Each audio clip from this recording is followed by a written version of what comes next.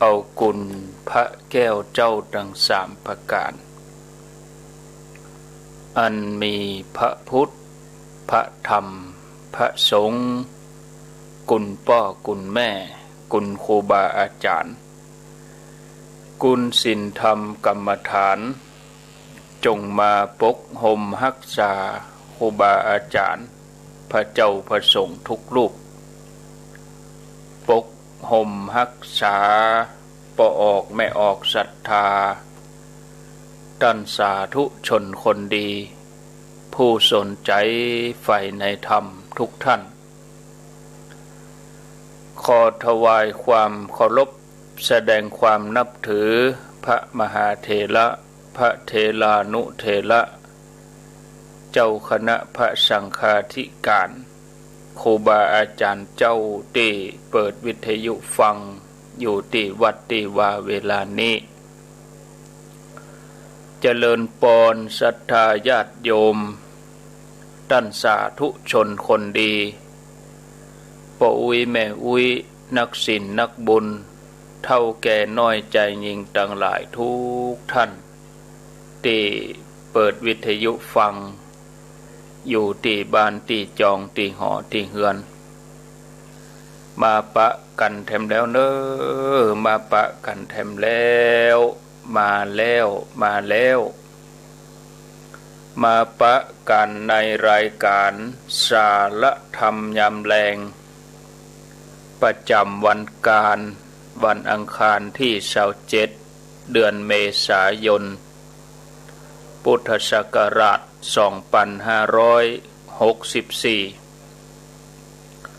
วันนี้เป็นวันเดือน8เหนือแฮม1ค่ำพร่ำว่าเป็นวันการ27เมษายนเวลาตั้งแต่ 15 นาฬิกาเป็นต้นไปจนถึงเวลา 17 นาฬิกาบ่าย 3 โมงถึง 5 โมงแลงเป็นเวลาที่ญาติโยมจะได้ฟังรายการสาระธรรมยามแลงดำเนินรายการโดยอัตมภาพพระครูอภิวัฒนวิกรมวัดปากตังเจริญ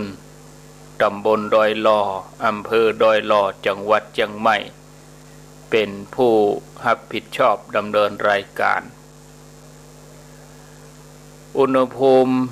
เวลานี้27องศาก็รู้สึกว่าเย็นกว่าตะวันซืนนี่31 32เมื่อวันก็38 39ค่อนข้างที่จะร้อนที่อุณหภูมิลดลงอย่างนี้ก็เพราะว่าเมื่อตะคืนนั้นก็มีฝนตกลงมาหลายพื้นที่โดยเฉพาะที่อำเภอดอยลอนี่ก็น้ำขังยังไม่แห้งแต่ญาติโยมสร้างความชุ่มฉ่ำเย็นมาจัดนักศรัทธาญาติโยมท่านทั้งหลายนะฝนตกหาตะคืนนี้นะวันก่อนนั้นตกบันนักตะใดแต่ตะคืนนี้เต็มอกเต็มใจตกมาดีบ่มีฟ้าแมบฟ้าห้องลมก็บันนักตกมาดีศรัทธาญาติโยมทั้งหลายก็มาปะกับรายการธรรมะยามแลงณที่สถานีวิทยุแห่งนี้วันนี้เวลานี้ก็เจ้าหมูก็จะหายไป1 สถานีนะที่แม่แจ่มนี่หายไปอาจจะไฟฟ้าดับกาอินเทอร์เน็ตหลุดกาอย่างใดโมโหเนาะเช็คไปแล้วก็ปรากฏว่าเสียงบ่ออกไฟฟ้าน่าจะดับทางแม่แจ่มก็อยู่ด้วยกัน5 สถานีบ้านทุ่งเรดิโอ 89.50 วัดฝ่ายหิน 104.50 วัดห้วยตองซัก 98.75 แล้วก็ที่เมืองฝาง 100.25 วัดพระบาทอุดมแล้วก็ที่วิทยุชุมชนคนนาน้อย FM 91.50 อำเภอนาน้อยจังหวัดน่านก็อยู่ด้วยกันช่วงแรกนี่ก็ชั่วโมงแรก 89.50 อยู่ด้วยกัน1ชั่วโมงบ่าย3โมงถึง4โมงที่บ้านทุ่งเรดิโอชีวิตของผู้ที่หันภัยในวัฏสงสารเป็นชีวิตที่มีคุณค่าเพราะเกิดมาแล้วมุ่งทำความดีมุ่งสร้างบารมี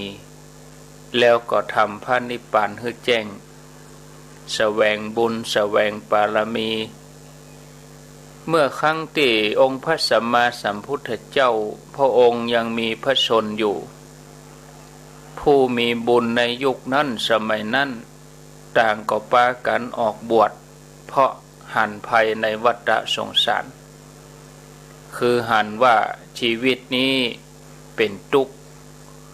ผู้ที่มีฐานะดีเมื่อพอเพลินก็เหมือนว่าจะมีความสุขแต่ที่จริงแล้วล้วนมีความทุกข์เหมือนกันทั้งสิ้นมีชีวิตแบบน่าชื่นอกลมมีทุกข์สุมอยู่ในใจที่บ่ฮู้ว่าจะไปบอกไผระบายไผอู้กับไผฉะนั้นหลายๆท่านก็ปลีกตัวออกมาศึกษาธรรมะบางท่านก็ปฏิบัติธรรมบางท่านก็ออกบวชบางทีก็หวนปิกมาใจชีวิตที่เรียบง่ายมีแต่อัฐบริขารหล่อเลี้ยงสังขารโดยอาหารสาธุชนแล้วก็มีเป้าหมายเพื่อจะทำพระนิพพานให้แจ้งส่วนญาติโยมในสมัยพุทธกาลต่างก็ประกอบอาชีพการงานแล้วก็หุมที่จะไปฟังธรรมเมื่อวี่เมื่อวันก็ทำงานหาเลี้ยงชีพแมลงก็เข้าวัดฟังธรรมยุคนี้สมัยนี้จะเอาอย่างสมัยพุทธกาลก็ยากญาติโยมเพราะแม้เป็นฆราวาสญาติโยมบางทีเขาก็สามารถที่จะเข้าถึงธรรมของพระพุทธเจ้าได้แล้วก็มีหลายท่านที่บรรลุธรรม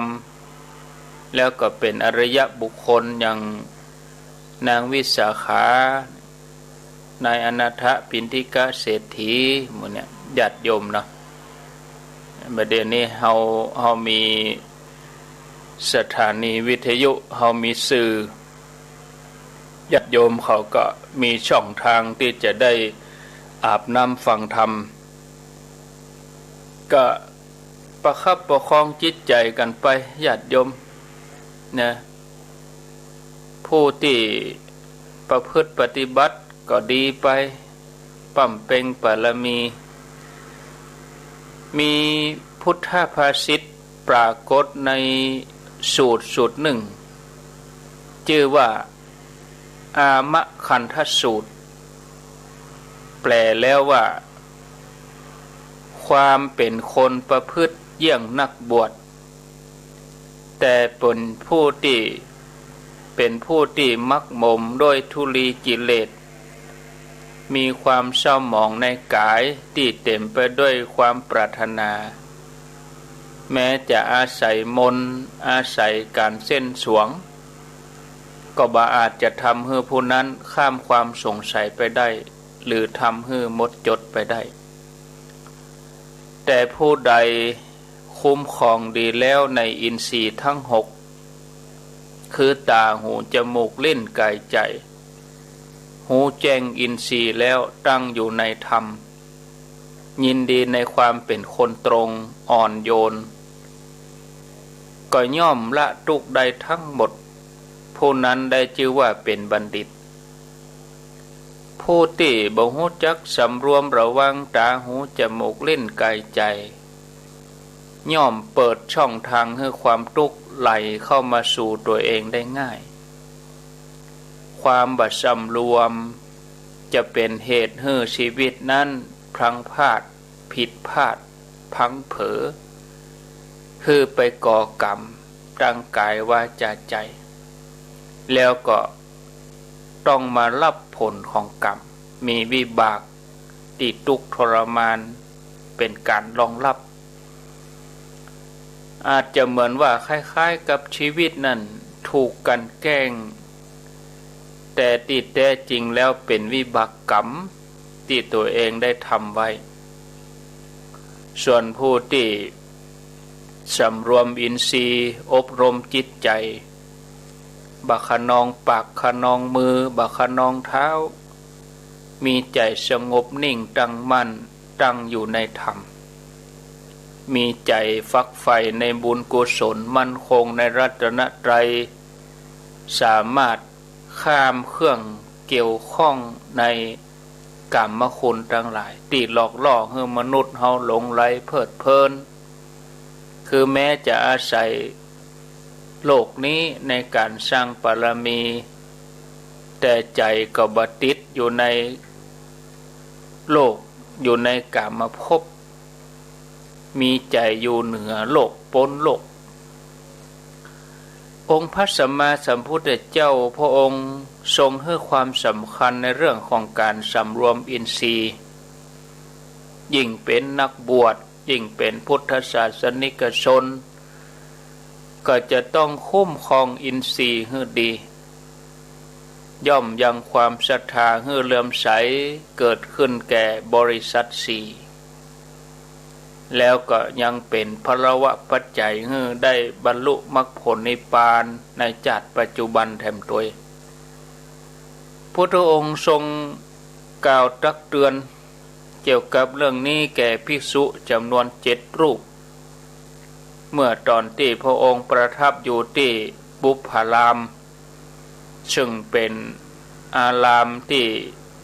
มหาอุบาสิกาวิสาขาได้สร้างถวายในพระพุทธศาสนาเรื่องราวเป็นอย่างใดเรื่องก็มีอยู่ว่ามีภิกษุจำนวน7 รูปที่อยู่ในอารามบุพพารามภิกษุถึง7 รูปนี่บ่ค่อยสำรวมอินทรีย์มีความคึกขนองเพราะยังเป็นพระวัยรุ่นจนเป็นเหตุให้หมู่สงฆ์ยกเรื่องนี้มาสนทนากันอย่างเฮาทั้งหลายจังหันข่าวออกตามสื่อพระออกตั้งเฟซตั้งหยังพ่องยะเฮาหันข่าวแปลกๆออกมานั่นคือเบิดให้สำรวมอินทรีย์พระวัยรุ่นเนนวัยรุ่นแต่งตัวเป็นอย่างแม้ท่านทั้ง7จะมีศรัทธามาบวชแต่เพราะบ่ได้ศึกษาพระธรรมวินัยก็เลยประพฤติตัวบ่เหมาะสมกับความเป็นบรรพชิตคือผู้หันภัยในวัฏสงสารพระองค์ก็ตรัสรับสั่งให้ห้องท่านเหล่านั้นมาเพื่อจะระลึกชาติหนหลังเพื่อเป็นการเตือนภิกษุเหล่านั้นให้เกิดธรรมสังเวช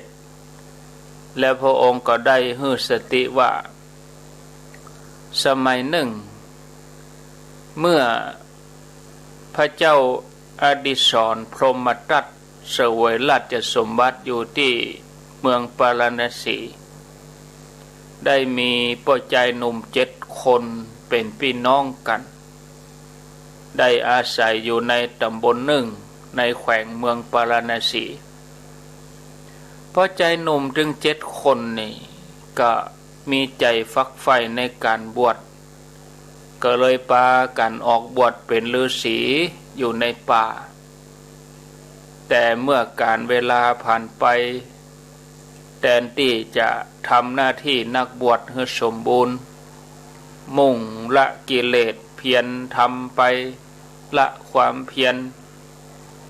แต่ฤาษีหนุ่มถึง7ก็มาเล่นคึกขนองปล่อยวันเวลาให้ล่วงไปอย่างบ่มีประโยชน์ไร้สาระแก่นสารครั้งนั้นโพธิสัตว์เจ้าถือกำเนิดเกิดเป็นพญาอินทร์ ส่องติปญะจักษุ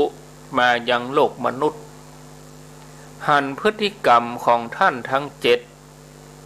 ผู้เคยมีความตั้งใจดีแต่ต้นแต่มาเป็นผู้ประมาทในท่ามกลางในภายหลังก็เลยหวังที่จะสงเคราะห์โดยกรุณาพญาอินทร์โพธิสัตว์เจ้าก็เสด็จลงมาจากเทวโลกแปลงกายเป็นพญานกแขกเต้าพญานกแขกเต้าก็คือนกแก้วนะศรัทธาญาติโยมนกแลนะนกแลก็คือนกแก้วนกแก้วก็คือนกแขกเต้าตีอู้ภาษามนุษย์ได้แล้วโพธิสัตว์เจ้าที่แปลงตัวเป็นนกแขกเต้าก็บินมาใกล้อาสมของฤาษีถึง7เกาะอยู่บนกิ่งไม้แล้วก็อู้ลอยขึ้นมาว่าพวกคนกินเดนเลี้ยงชีวิตอยู่อย่างสบายถ้าสำรวมก็จะไปสู่สุคติปรโลกได้ฤาษีทั้งหลายได้ยินนกแขกเต้าอู้อย่างอัน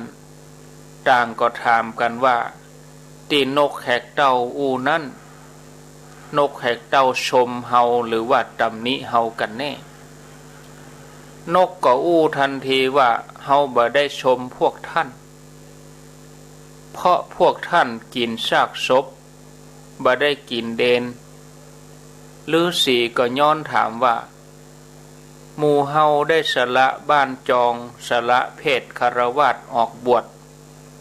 บ่เคยไปเบียดเบียนไผมีชีวิตอยู่ในป่าโดยการอาศัยซากสัตว์ที่เสือกินขว้างทิ้งอาชีพของเฮาก็บริสุทธิ์ท่านจะมาตำหนิเฮาได้อย่างใดพญานกแขกเต้าก็อู้ว่าเฮาบ่ได้ติเตียนท่านแล้วบ่ได้กล่าวชมแต่เฮาอู้ไปตามความเป็นจริงความเป็นจริงว่าไผก็ตามที่บริโภคอาหารที่เหลือจากสมณะเหลือจากพราหมณ์ผู้ประพฤติธรรมหรือประพฤติตนเป็นคนขอทานก็ตามคนเหล่านั้นได้ชื่อว่าเป็นคนกินเดนส่วนท่านทั้งหลายบ่ได้กินเดนเป็นแต่กินซากศพที่เหลือจากสัตว์กินแล้วอาชีพท่านบริสุทธิ์บ่ได้เบียดเบียนภัยแต่อาจจะเบียดเบียนตัวเองเพราะการบ่ได้ประพฤติธรรมเหมือนคนประมาทที่ตายไปแล้วเหมือนเดียวกันกับซากศพอันนี้บ่ใช่กรรมตำหนิติเตียนของเฮาแต่เป็นกรรมกล่าวของบัณฑิตที่กล่าวว่าผู้ประมาทเหมือนคนที่ตายไปแล้วญาติโยมฟังอาจจะได้ยินเสียงเครื่องตัดไม้เนาะจะดังแหงกับแหงหมูได้ยินก็ฮะเขาอดเอาเนาะศรัทธาญาติโยมเพิ่นตัดไม้ข้างๆกุฏิตัดเมื่อบ่ายโมงแล้วดอกไม้2-3 ต้นกันมันลมมันจะปัดมันจะก้นใส่ถนนก้นใส่บ้านจองหอเงินมันสูงไม้ลมแรงเพิ่นกำลังตัดเสียงอาจจะได้ยินบรรยากาศแบบบ้านนอกมาฟังต่อ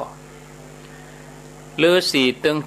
7ก็ได้ฟังกรรมของพญานกแขกเต้าก็เกิดความละอายก็เกิดจิตสำนึกของความเป็นนักบวชขึ้นทันทีว่าแต่เดิมเฮาสู้อุตส่าห์มาบวชเพื่อจะทำพระนิพพานให้แจ้งแสวงหาทางพ้นทุกข์แต่เป็นจะได้บัดเดี๋ยวนี้เฮากลับกลายเป็นคนประมาทเลินเล่อคึกขนองบ่ทำตามปณิธานดังเดิมที่ตั้งใจไว้เพื่อให้บรรลุวัตถุประสงค์ อันนี้บ่ใช่กรรมตำหนิติเตียนของเฮาแต่เป็นกรรมกล่าวของบัณฑิตที่กล่าวว่าผู้ประมาทเหมือนคนที่ตายไปแล้ว เมื่อท่านได้สติแล้วก็ต่างก็มาสำรวมใจสำรวมอินทรีย์ตั้งใจทำความเพียรยังวันคืนล่วงไปด้วยความเพียรจนได้บรรลุฌานสมาบัติเป็นนักบวชที่เคารพสักการะของมนุษย์และเทวดาทั้งหลายเมื่อภิกษุทั้ง7 รูปได้ฟังธรรมเทศนาจากพระศาสดาจบแล้วภิกษุถึง7นั้นก็เกิดธรรมสังเวชได้สติคืนมามีปัญญาผ่องใส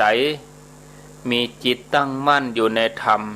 อยู่ในรัตนตรัยในที่สุดก็บรรลุธรรมตามลำดับตามความเพียรตามกำลังของแต่ละท่านท่านผู้ฟังญาติโยมที่นำมาเล่ายกมากล่าวญาติโยมเขาทั้งหลายได้ฟังนี้เขาจะหันว่าความสำรวมความเพียรมีอุปการะคุณต่อการที่จะเข้าถึงธรรมของพุทธเจ้าเพราะบุคคลจะล่วงทุกข์ได้โดยความเปลี่ยนอย่างที่เคยได้บอกเป็นบาลีให้ญาติโยมว่าวิริเยนะทุกขมัจเจติเป็นกรรมบาลีบางคนฟังบาทีก็ว่าเป็นคาถาโทรมาหลังไมค์คนเฒ่าแม่จะเอาคาถาที่ตู้เจ้าบอกนะคาถาโป้นตุกนะเนี่ยทำไมถึงแบบฟังความหมายแน่จะเอาคาถาคาถาในที่นี้หมายความว่าเฮาจะต้องมีความเปลี่ยนวิริเยนะทุกขมัจเจติแต่ก็ดีนะที่เปิ้นสนใจนะไปสนใจสิ่งที่มันใจสาระที่สาระคือความหมายที่ว่าคนเฮาจะล่วงทุกข์ได้ด้วยความเปลี่ยนนะชีวิตเฮาจะประสบความสำเร็จบ่ว่าทั้งโลกทั้งธรรมอย่างละอ่อนเนาะห้ำเฮียนหนังสือเขาก็ต้องมีความเพียรต่อสู้กับความเกียจคร้านตื่นเจ้ามาอ่านตำรับตำราวันหนึ่งก็อย่าปล่อยเวลาผ่านไปล่วงเลยไปบ่ได้อ่านหนังสือหนังหาศึกษาตำรับตำราญาติโยมเองก็เหมือนเดียวกัน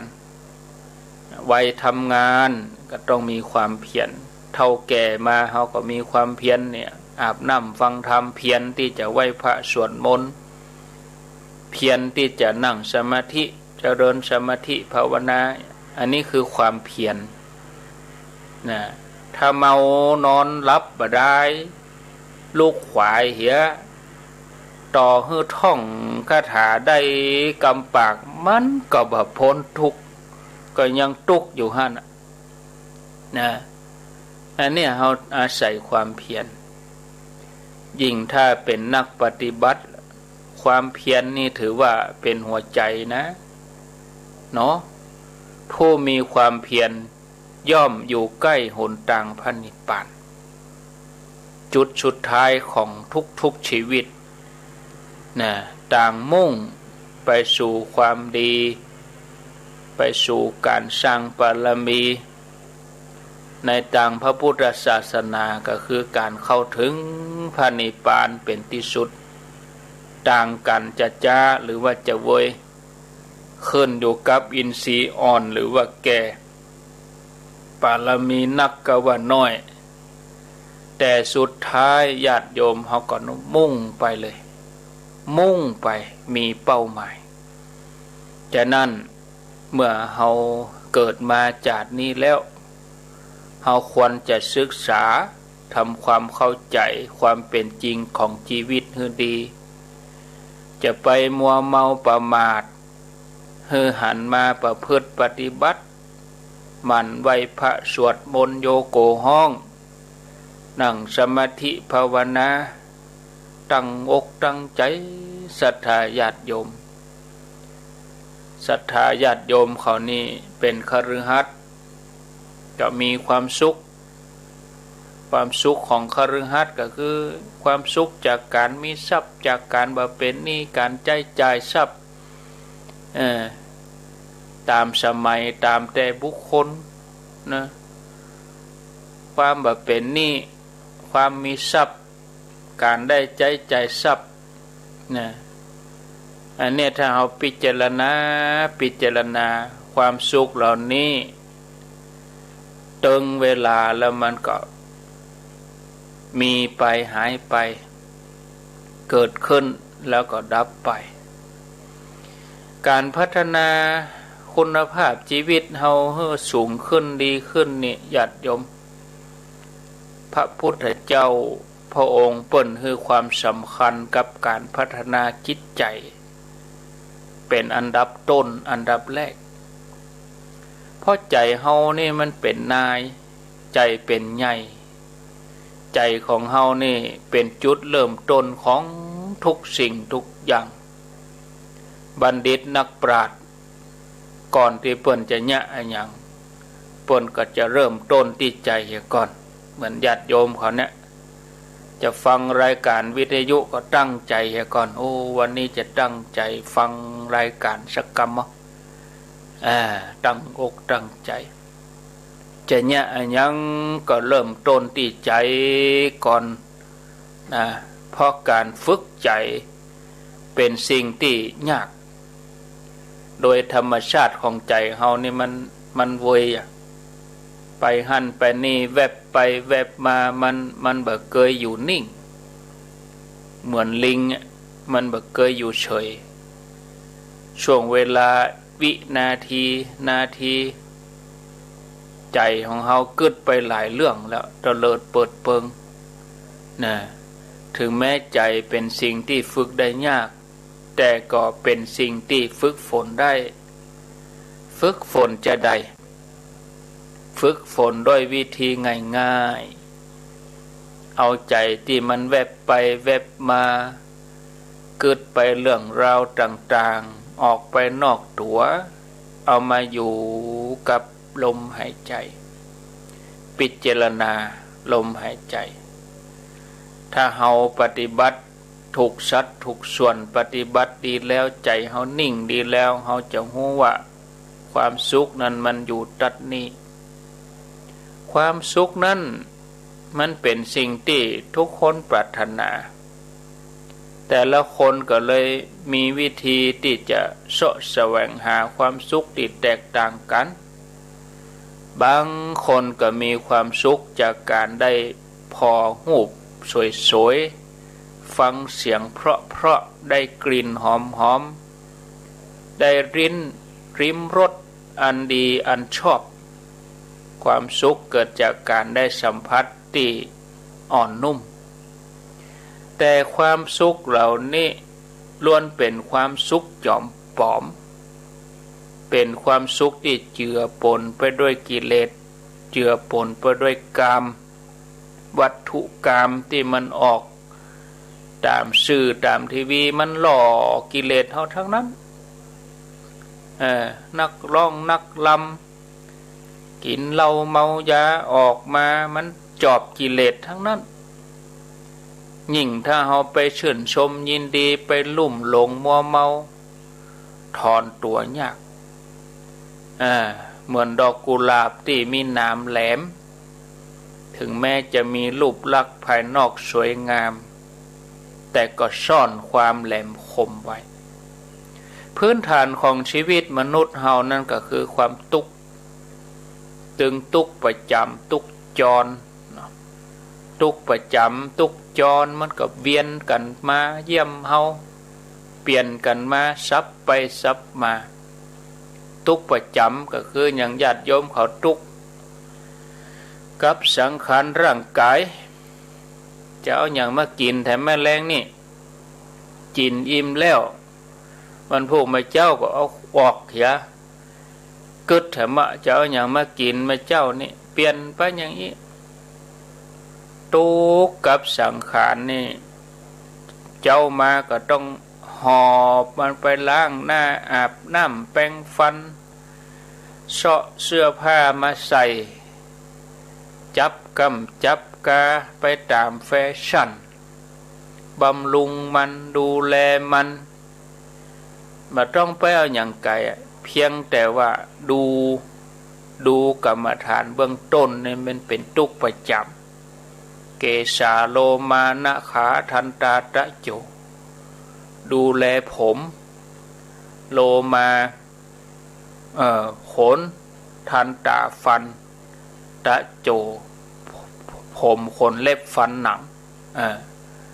ตาโจนี่ต้องดูแลต้องคัดต้องสี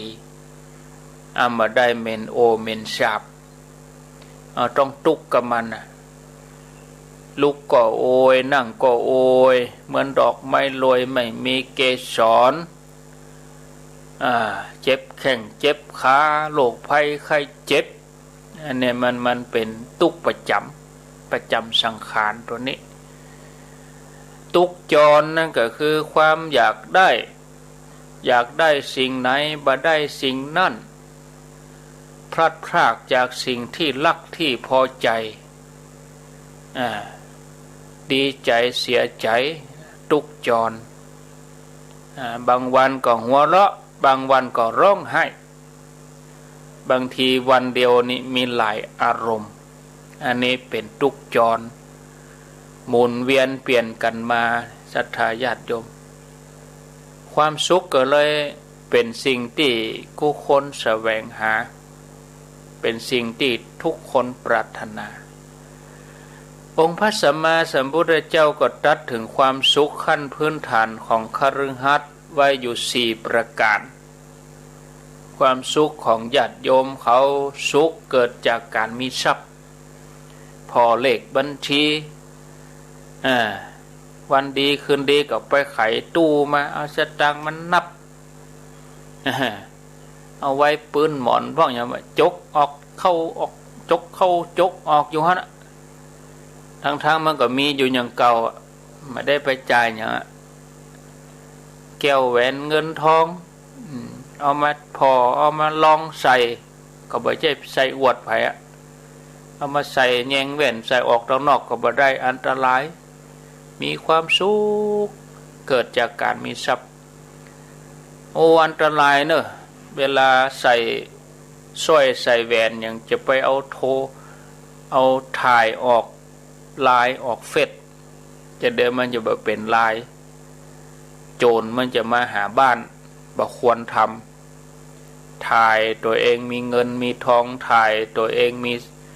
ทรัพย์สินเนี่ยเอาไปออกอวดเนี่ยระวังให้ดีเนอะยุคนี้สมัยนี้แต่ว่ามันซืนพอข่าวโจรปลอมมาเป็นบุรุษไปรษณีย์ส่งพัสดุไปปล้นร้านทองหายจ้อยมันมาหลายอย่างญาติโยมมาเป็นอย่างไปเลยเนี่ยคนมันกั้นมันอยากอย่างก็จะเอาหมดละต้องระวังให้ดีเนอะสุขเกิดจากการมีทรัพย์สุขเกิดจากการใช้จ่ายทรัพย์สุขจากการบ่เป็นหนี้สุขเกิดจากการประกอบการงานที่บ่มีโทษรายละเอียดอย่างใดเขาก็ฟังกันต่อไปเนาะศรัทธาญาติโยมทั้งหลายสมัยหนึ่งนายอนาถปิณฑิกเศรษฐีเปิ้นได้ถามปัญหาที่คำอกคำใจมาเมื่อละถามพระพุทธเจ้าว่าข้าแด่พระองค์ผู้เจริญมนุษย์ในโลกนี้ต่างก็มีความสุขปรารถนาความสุขที่ผิดแผกแตกต่างกันไปการปรารถนาความสุขของมนุษย์แต่ละคนนี่บ่เหมือนกันดังนั้นข้าพระองค์ใครฮู้ว่ามนุษย์เฮาส่วนมากปรารถนาความสุขอย่างใดพ้องพระเจ้าข้าพระองค์ก็ตอบว่าตัณอนาถปิณฑิกเศรษฐีอันคฤหัสถ์ผู้บริโภคกามปรารถนาความสุข4ประการ นั่นคืออัตถิสุขังสุขเกิดจากการมีทรัพย์โภคะสุขังสุขเกิดจากการใจทรัพย์อนันนะสุขังสุขเกิดจากการมาเป็นหนี้อนันนะวัชชะสุขังสุขเกิดจากการประกอบการงานที่บ่มีโทษอันนี้เป็นความสุขตามกาลสมัยสุขเจอจากการมีทรัพย์นี่คืออย่างใดทรัพย์คือโภคะทรัพย์ที่ท่านทั้งหลายกุลบุตรลูกเต้าที่มีความขยันหมั่นเพียรใจบ่าใจแห้งอาบเหงื่อต่างน้ำถึงจะได้ทรัพย์มาแล้วก็ทรัพย์นั้นก็ต้องได้มาโดยชอบธรรมนะเมื่อพิจารณาหันว่าทรัพย์ทั้งหลายที่ตัวเองได้มาจากความขยันหมั่นเพียรได้มาจอบประกอบโดยธรรมก็เป็นความสุขโสมนัสความสุขอย่างนี้ถึงห้องว่าความสุขเกิดจากการมีทรัพย์ไม่ใช่มีทรัพย์เพาะไปคดโกงเปิ่นไปจี้ป้นเปิ่นอันนี้ไม่ใช่จัดอยู่ในความมีทรัพย์ไม่ใช่สุขอย่างนี้มันเป็นทุกข์ต้องกลัวเปิ่น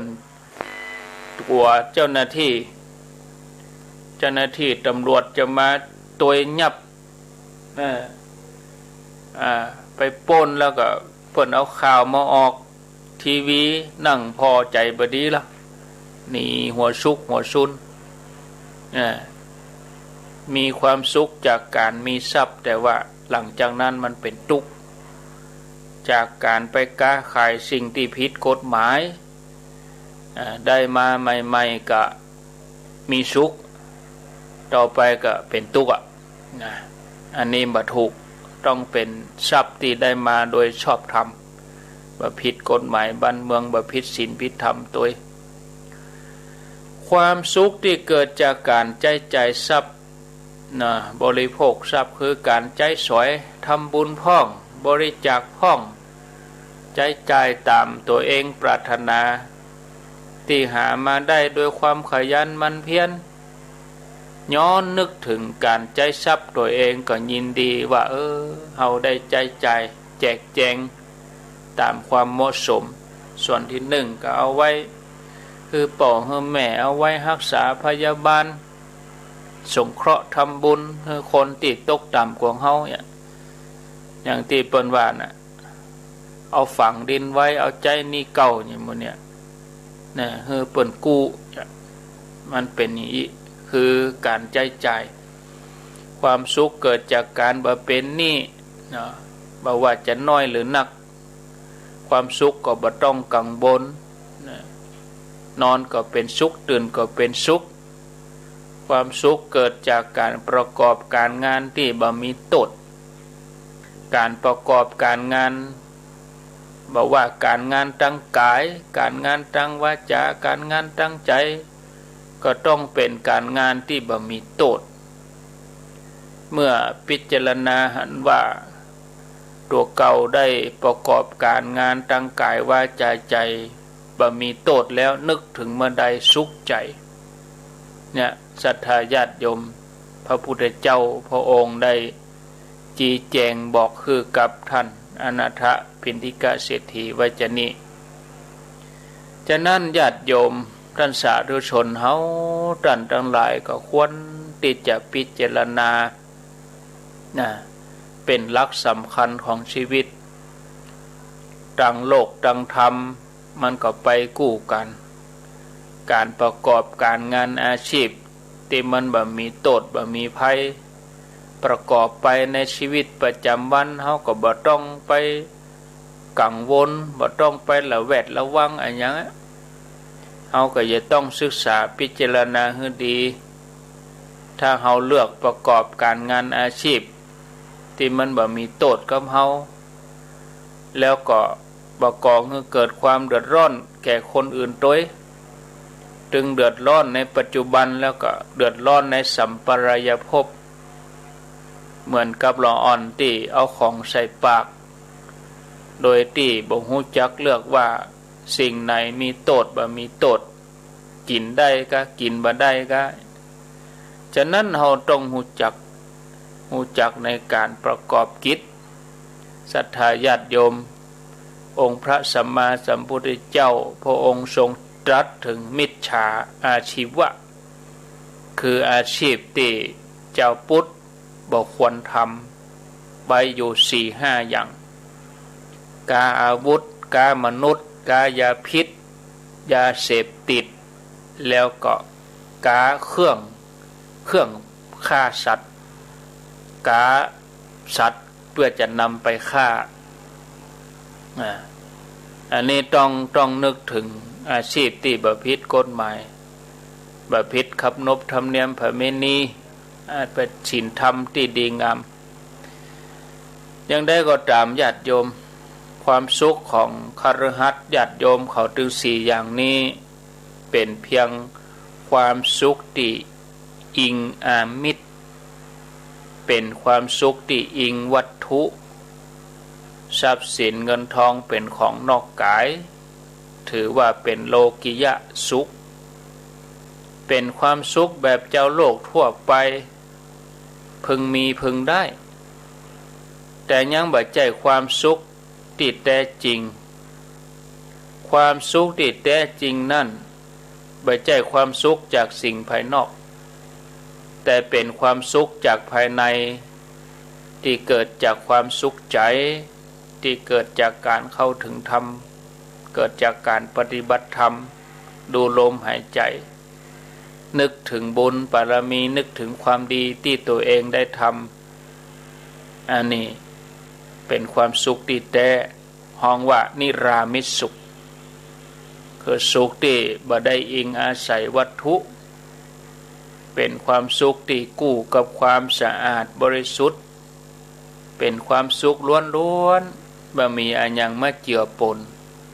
เป็นเอกันตะบรมสุขเป็นความสุขที่พุทธศาสนาอันมีองค์พระสัมมาสัมพุทธเจ้าได้วางไว้แล้วบรรดาพุทธสาวกแล้วก็อริยะเจ้าทั้งหลายเปิ้นเตียวตามทางสายนี้แล้วก็ปฏิบัติได้หันผลได้ถึงได้นำมาบอกกล่าวแนะนำคือบรรดาพุทธศาสนิกชนศรัทธาญาติโยมทั้งหลายได้ฮู้ได้เข้าใจฉะนั้นเฮาก็ขอให้มันถ้าเฮาอยากได้ความสุขที่เป็นความสุขนิรันดร์ที่เป็นความสุขที่อยู่กับเฮาตลอดไปเฮาควรจะมั่นปฏิบัติอย่ามัวอ้างว่าบ่มีเวลาเฮามีเวลานักประเด็นเนี่ยเนาะเอาวิกฤตโควิดอยู่กับบ้านเนี่ยมาเป็นโอกาสในการที่จะมาประพฤติปฏิบัติดีกว่าปล่อยไปบ่ได้ก็เดี๋ยวมันก็ค่ำศรัทธาญาติโยมก็เดี๋ยวช่วงที่2เฮามาฟังกันต่อเนาะพอเวลาแล้วครั้งแห่ง10 นาทีโวยเนาะอาตมาว่าน่ะช่วงแรกนี้โวยแตะเหมือนเฮากินก๋วยเตี๋ยวเฮาขยากกินข้าวเอาไปกินก๋วยเตี๋ยวถ้วยแรกโอ้สีมันจะวิตนะบ่พอกินถ้วยที่2โอ้ยังมาได้นักแต่นักว่าจะเหลือรู้นี่ จัดรายการกันเหมือนกันจัดรายการชั่วโมงแรกเนี่ยโอ้เวลาน้อยเผลอแป๊บเดียวหมดไป1 ชั่วโมงที่2นี่เอายังนะ ยิ่งจัดคนเดียวเนี่ยนะญาติโยมบางทีมันก็หมดกันหรอกกำอู้อันนี้มันจะได้นับอู้เก่าเราต้องเกี่ยมเหมือนกันนะโอ้อู้มากันมากี่ปีแล้วนี่เกี่ยมหัวข้อมาบางทีก็ซ้ำเก่าซ้ำใหม่พ่องอู้ไปบางท่านเคยได้ฟังแล้วฟังแท่งเข้าไปแถมบางท่านที่บ่ได้ฟังก็ได้ฟังให้ใหม่ฟังของใหม่ บางท่านก็บ่เคยได้ฟังบางท่านก็ฟังแล้วผ่านหูแล้วเหมือนเคยได้ยินแต่ว่าครูบาอาจารย์รูปอื่นตนอื่นเปิ้นเคยเอามาเล่าก็ว่ากันไปเนาะศรัทธาญาติโยมท่านทั้งหลายต่อไปก็จะฟังญาติโยมแล้วก็อาตมาก็จะพักช่วงแรกสักประมาณ5 นาทีจะได้ลาที่ 89.50 บ้านทุ่งเรดิโอบทมหาเหมาะญาติโยมเนอะบทมหาเหมาะมืดมาเอาเชียงใหม่นี่จะออกไปไหนใส่หน้ากาก 100% นะถ้านั่งในรถต้องใส่เหมือนเข็มขัดเลยถ้าไผบ่ใส่ก็ปรับนะเพิ่นจะใหม่เฮานะคันแรก6,000นะแล้วก็เพิ่มขึ้นเรื่อยๆสูงสุดนี่ 20,000 ก็เนอะอยู่ดีบ่ว่าดีนะจะได้เสี่ยงสตางค์ 6,000 นะญาติโยมเพิ่นจ่ายมาฮือ 7,000 เสี่ยงกับปรับ 6,000 เหลือ1,000เดียวเฮาบ่ออกไปไหนอยู่บ้านเฮาก็เป็นหยังแต่ว่าถ้าออกจากเคหสถานหมายความว่าก้าวออกประตูบ้านก็ใช่เหรอเนอะยิ่งเดินทางไปสมัยใส่เหรอนะญาติโยมทั้งหลายอันตรายกฎหมายเปิ้นมีเนอะแล้วก็ตั้งแต่ตะวามาแล้วเชียงใหม่เฮานี่ห้ามจัดเลี้ยงทุกรูปแบบจัดเลี้ยงก็คือวันเกิดวันยังกินแขกแต่งงานบ่ฮั่วจัดเลี้ยงแล้วก็ศาสนพิธีนี่ก็ปฏิบัติตามคำสั่งผู้ปกครองศาสนานั้นๆแล้วก็ห้ามจัดงานที่รวมคนตั้งแต่50 คนขึ้นไปถ้าบ้านศพก็ร่วมกันได้บ่เกิน50 คนก็ทยอยไปกะศพก็ถึงเอาไว้หลายวันนะก็ทยอยไปวันไหน10 คน20 คนวันสุดท้ายก็บ่เกิน50 คนเข้าพื้นที่เสี่ยงคำว่าพื้นที่เสี่ยงมีอย่างพ้องจำกัดจำรีห้างสรรพสินค้ายวดยานพาหนะขึ้นรถเหลืองรถเมล์ขนส่งรถแดงรถไฟสนามบินที่ทำงานที่สาธารณะต่างๆต้องใส่ละเดี๋ยวนี้ถ้าบ่สวมใส่หน้ากากปรับขั้นแรก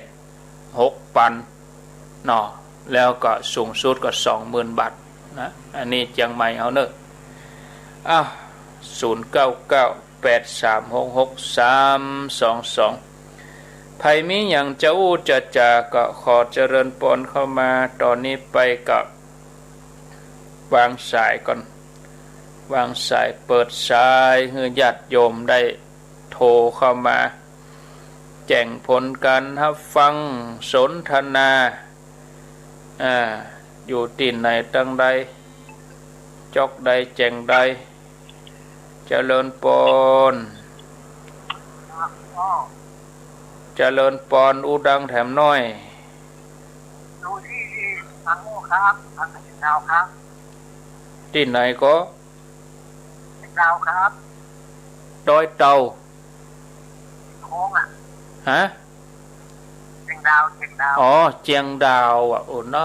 เสียงบ่ค่อยได้ยินเสียงอยู่ไหนปุ๊บพ่อที่ออกรายการที่ว่าเราจะคิดแล้วก็สมรรถอย่างก็อะไรแล้วผมจำแล้วที่ออกมาอาทิตย์กว่าอย่างก็ที่พ่อบอกว่ามันจะคิดแล้วก็ส่งสมรรถที่3 ข้อผมลืมข้อ3ข้อปุ๋ยเที่ยวได้ไหมอู้แหมล้อมเพราะผมจำไม่ได้อู้แหมรอบมันก็จะเสียเวลาเปิ้นน่ะจะเสียเวลาสถานีเปิ้นน่ะเนาะนะครับโทษการครับขอบคุณเด้อฟังบัดตันให้อู้แหมใหม่กับสายหนัง2 รอบมันเสียเวลาสถานีเปิ้นน่ะอู้ก็อู้ไปทางหน้าติกะ0998366322 08366322ยินดีเนอะอยู่เจียงดาวขออภัยที่บัดสามารถจะไปทวนเรื่องเก่าได้มันแล้วไปแล้วก็ตะกี้นิ่มได้เล่าไปตะกี้นิ่มได้นี่ก็ว่าจะเอาประโยคสั้นๆหรือว่าอย่างไรถ้าเล่าตึงหมดนี่คงเปลี่ยนไปไม่ได้เพราะชั่วโมงที่2ก็ต้องเปลี่ยนเรื่องใหม่เจริญปนให้ขาครับท่านพระครูอยู่ตรงใดท่านปูคาใส่กระแตงครับปูคาบดมืดก็บดมืดครับเดี๋ยวนี้นะบดมืดนี่เหมือนกันเดินรอนี่ก็เหมือนกันตะคืนโต๊ะก่อตะคืน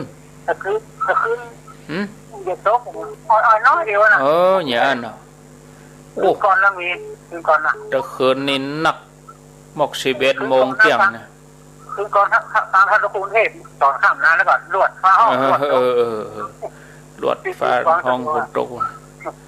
ตามเราดูเบิ่นเนาะเราดูการเบิ่นยินดีเนอะทำปัญหาสักข้อแล้วกันถ้าตอบตันก็ได้ถ้านี่กับเอาตอน2บุญเนาะลองว่ามาเนาะถามว่าที่เปิดไปปฏิบัติธรรมลูกข่าวเนี่ยที่ว่าไม่มีผู้ชายแล้วก็เปิดไปถ้าเวลาเปิดไปหาเสียงเนี่ยถ้าเปิดนี้ถ้าเลือกหาเสียงเขาไปหาเสียงเนี่ยเรื่องไปแก่น้ำแล้วก็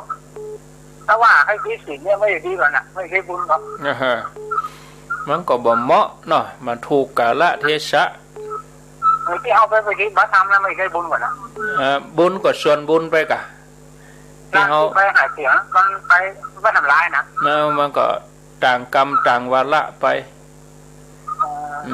มันก็ห้องไผ่ห้องมันเฮาปฏิบัติเฮาก็ได้บุญของเฮาไปเอาไปหาเสียงแล้วมันทำร้ายเนาะเขามีหน้าที่ของเขาก็หาเสียงของเขาไปอะกะ